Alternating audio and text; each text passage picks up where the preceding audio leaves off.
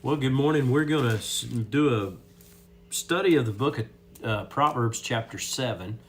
And I want to look at this, and this is a interesting chapter. It's talking about the heading above is another warning about immoral women. And so, in the world that we live in today, I think this applies, just reverse that role and make this men or women being careful of immoral men as well. It's not just for men that are going to fall into this kind of thing. It's a remarkable thing how many times people are led astray in a relationship. I think this is also applicable to other things in our lives, like it being enticed by things that would pull us away from God. So we learn these disciplines in one area, and then it carries over into another and applies. But he says, "Follow my advice, my son. Always treasure my commands. Obey my commands and live." That's our goal: is to follow the commands of God and live. Now, this was Solomon's writing to his son, and then extending that on to any believer that would listen. But we wanna obey his commands and live. Guard my instruction as you guard your own eyes. He says, man, value this instruction and guard it. Tie it around your finger as a reminder. Write them deep within your heart. And so again, we're just hearing over and over again, put this into your heart. And he goes to the point of using the illustration of tying it around your finger, or a reminder, like tying a string. You ever done that? Tie a string around your finger? Well, I used to do that long before there was our phones that would give us reminders. Today you just set a reminder in your phone. You can set up something to give you an alarm.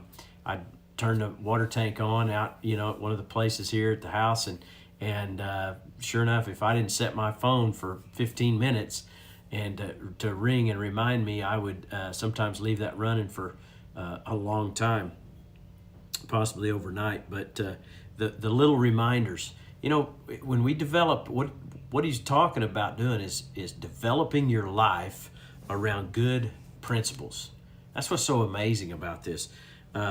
He says, "Love wisdom like a sister. Make insight a beloved member of your family." So in other words, bring it close, value it, put it above other relationships or other things. Let them protect you from an affair with an immoral woman, and from listening to the flattery of promiscuous women. Flattery will get you everywhere as a funny thing we use, but flattery will also sometimes entice somebody or lead somebody astray. And so you want to be careful giving flattery and how that's received, or how that's being given. And you also want to be careful of what you receive. You can become enticed or drawn in by somebody who's always telling you you're such a great person. You always do this good. You always look so pretty, or this, you smell good, or you're so smart, or whatever your characteristics are. You want to be careful in a work type setting, and that's really what this is as much about as anything else. Is that environment that you're in, that you make sure that things are understood, that there is no fishing for any kind of a connection there. We can become reliant on people and emotionally connected to someone. If we just begin to feed on that can turn sometimes into an adulterous relationship. But you just want to guard against that. I'm always really careful about things that I do or say that might affect somebody. Well, also in the areas of how they would take that, and if there was any feelings that could begin. I remember one time when I was young, I was traveling, and there was they oversold the flight. I ended up in the Phoenix airport, and they told us we were going to have a layaway for like 9 hours, and there was about 4 of us that didn't get a seat on that plane. I was flying by myself, and I had my cowboy hat on. I was dressed, nice, and headed home, and this woman that was also there, is about my age, and she was a pretty enough lady, I guess, that she said, "Well, what are we going to do for 9 hours? I think I'll just get me a hotel room, and you want to go get a drink?" And I'm like, No, I think I'm going to call my wife and check on my 4 kids. Uh, See ya. I mean, it was like run, and it's one of those things I kind of I kind of make light of a little bit. But that's the kind of thing that if you play with those thoughts in your mind, I might have gone through a process of, well, would anybody ever find out? Could I get away with this? But I'd already erased any chance of that. And that's really what he's saying. Develop those guards, those protections, those things that you don't allow. It says in verse 7, I saw one, or he said, verse 6, while I was at the window of my house looking through the curtain, I saw someone, a naive young. He was crossing the street near the house of an immoral woman, strolling down the path by her house. It was twilight. It was in the evening. It was deep darkness was beginning to fall. The woman approached him, seductively dressed and sly of heart. She was the brash, rebellious type, never content to stay at home. Boy, I tell you what, this was a setup.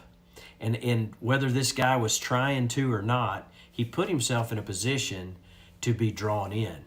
This is what the wisdom of God, when we develop these principles from God's word, that's what we're able to do. We're able to shun the things of the world, not play with fire, not try to find these things outside of our home.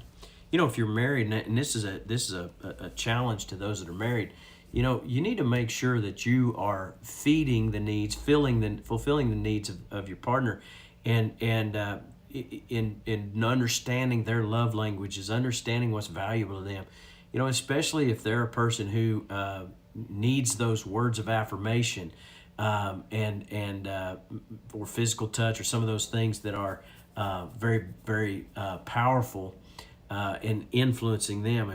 If you're not encouraging them, if you're not bragging on them, if you're not being positive about them, and they're going off to work, be it a man or a woman, they're going off to work and they're getting bragged on, and they're getting flooded with all these compliments from someone at work, and it could be innocent to begin with, but feelings can develop from that. So you cut that off to begin with, and so just guard against that. Making sure you don't play with fire. This guy with no common sense was putting himself in a position to be drawn in by this immoral woman. And again, this could be an immoral man just as well. All right. And so making sure to guard against where you put yourself. This is wisdom. Guard against this type of thing even being able to happen. Cut it off. Don't play with it. Don't go there in your imaginations. And you'll be the smarter.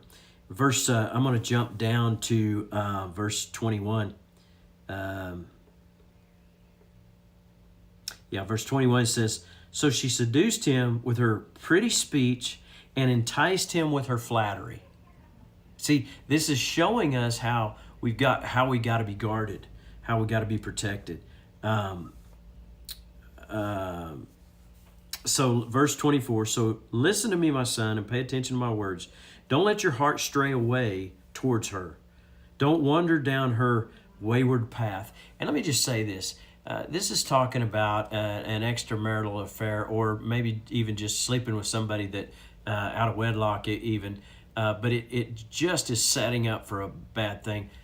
But how many other things entice us or lead us astray? This same principle would apply to a business dealings that are a little bit shady, or a little bit on the under the table business deals, things that would compromise your character, compromise your family, your reputation, all those other things. And so just deciding this is areas that I'm not going into. These are areas, these are things I'm not going to entertain. I'm not going to feed on those things. He says, he goes on here in verse 25, don't let your heart stray away towards her. Don't wander down her wayward path. For she has been the ruin of many. Many men have been her victims. Her house is the road to the grave, and her bedroom is the den of death. I guarantee you there's a lot of people in this world that could say, boy, I wish I hadn't opened the door to that. And that being things that could become addictive, that could be practices for things that you do in business. It could be in your relationships. Don't entertain those. Don't spend time. Put up those guards and protect yourself. That's the better part of wisdom, and that's how practical the Word of God is. Isn't it amazing that He can come into our regular everyday life and instruct us how to be successful, how to be blessed, and how to avoid a whole lot of heartache. So go out today and think about these things as you go through your day. Look for opportunities to recognize areas in your life to say, you know what, this is playing too close to the edge. This is playing with fire. I don't want to get burned. Let's guard against this. So you begin to shift that change. Ask God to help you. He'll absolutely direct your steps in the way to apply this to your life. Well, go out today, be a blessing to somebody, and